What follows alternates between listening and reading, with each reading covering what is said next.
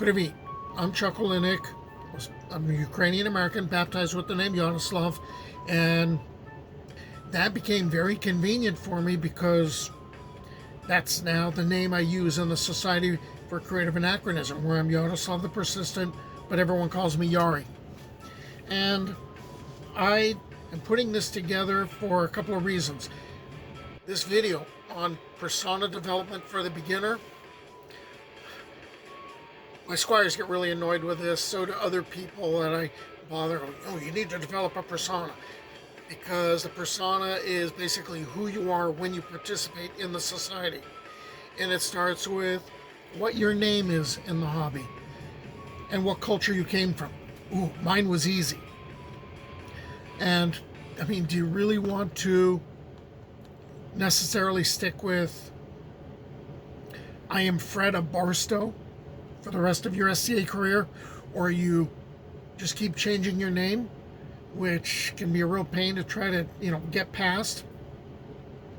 So, maybe you're interested in the life of some major historical figure. Like I was very interested in the life of Belisarius, the general for Justinian the Great. Or maybe you're interested in events in a particular era. And when you have a persona, you have a way to focus the research on what you have to do about representing that life, in that particular place in that particular time. And you also have to understand things are going to change. Your tastes are going to change. I've been doing this for 49 years in the society. I started as the generic Cossack because I was baptized with the name Yaroslav. I spoke Ukrainian around the house. My dad made me watch Taras Bulba with him whenever it was on TV.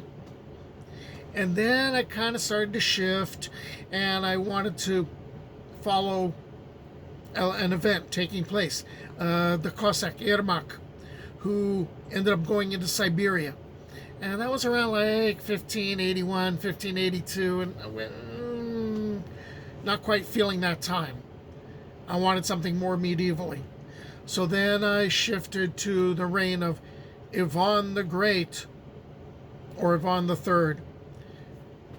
The Great is the grandfather of Ivan the Terrible, or Ivan the Terrible. All right, and so that was, his reign was like 1462, 1505, and there was a lot of exciting stuff happening. Constantinople falls. Ivan marries the niece of the last Byzantine emperor. So he's kind of trying to get that clout. And this is why the double-headed eagle ends up getting used up north. Also, as far as, the center of the Eastern Orthodox Church moves from Constantinople, which becomes Istanbul, to Moscow. Okay, so there's some exciting stuff happening. And I wanted my persona to deal with changes. And then I spent about 30 years being a Slavic tribesman in Constantinople, but in the 6th century. So it's the reign of Justinian the Great, or Justinian the First, and I'm following Belisarius around through, and that's going to allow my persona to deal with other cultures, and so I can do some cultural leeching. Quite frankly, I could steal things that, I thought were really cool. And the thing you're going to have to understand is a persona is it's a work in progress. It's going to change.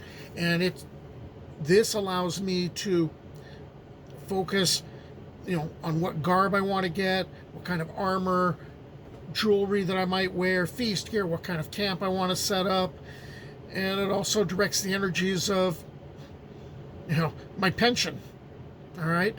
And now, these days, for the last few years, I've shifted my focus from 6th century Constantinople to 11th century Kiev.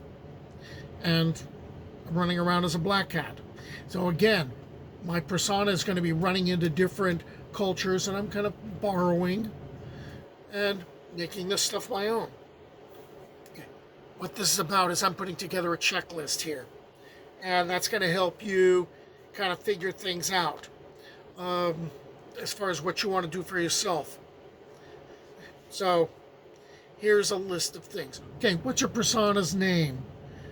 You know, do you use your father's name as part of your name, like a personal name or patronymic? Is there a trade that's associated with your name? Is there a trait? You know, for instance, you ought to solve the persistent. It's because I tend not to quit. I'm very stubborn. All right. Where does your persona originate? You know, if you can figure out the country, if you can figure out the district or region, the town, maybe even the name of a farm, you know, is that your current country, or have you migrated to some other place? Okay. What year was your persona born in? And that gets you into what type of calendar your culture is using, or maybe you're coming from one place that uses one type of calendar and now you have to shift. How do you tell time? How do people of your personas or culture or time frame keep track of days? So for me, instead of saying that I was born in the year 1054, I was born in the year 6542 according to the primary chronicle. I'm using those dates. And what I ended up doing is I ended up deciding on a particularly exciting time of, after a relative peace for about 15 years, brothers going to war on each other over who's going to run Kiev. Okay, this, by the way, the calendar thing, that also gets you into religion. What do you believe in? Are you Christian? Are you a Muslim? Are you Jewish? Are you a pagan? You believe in the old faiths? Or are you into, you know, the old ways? And then that gets you into some fun stuff like what kind of superstitions and beliefs about the occult or the other world would your persona have had? What frightened your persona? Why? So one of the things I decided to do is I'd build up the tension between, here's Eastern Orthodoxy, but yeah, don't get sassy about the old ways. And that can be fun to do. All right, what do you do for a living? Decide if you're going to be a warrior or a craftsman or a member of a nobleman's house.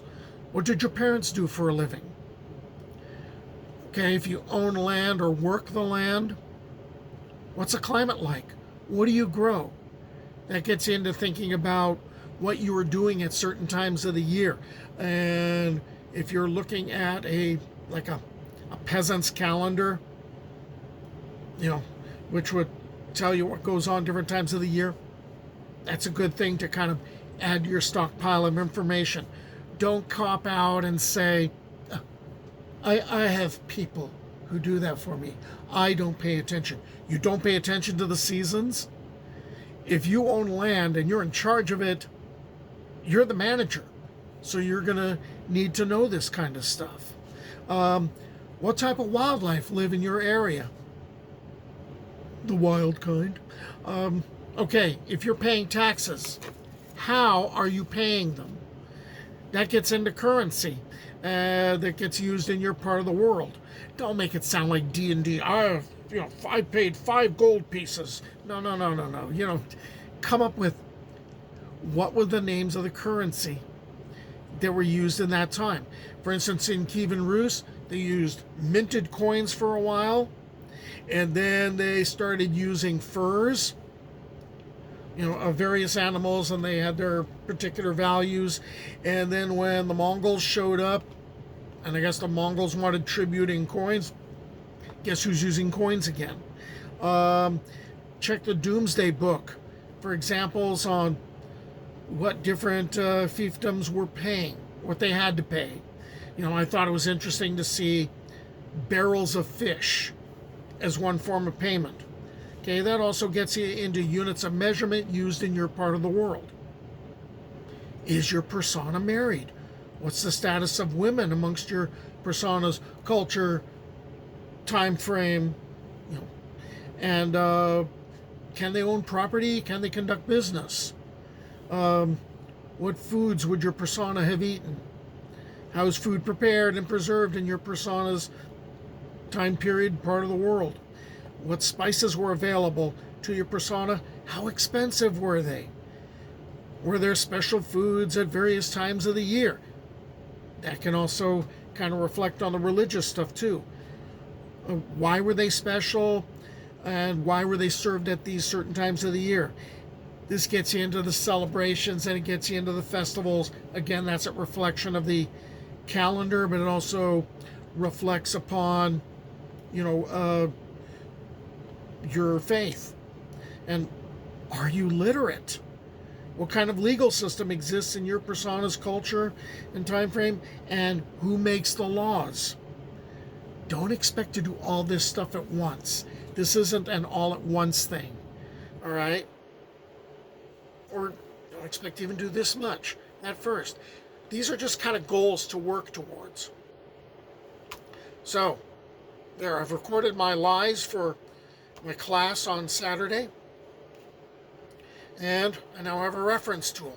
And so do you if you want to use it. And hopefully you can improve on what I just did.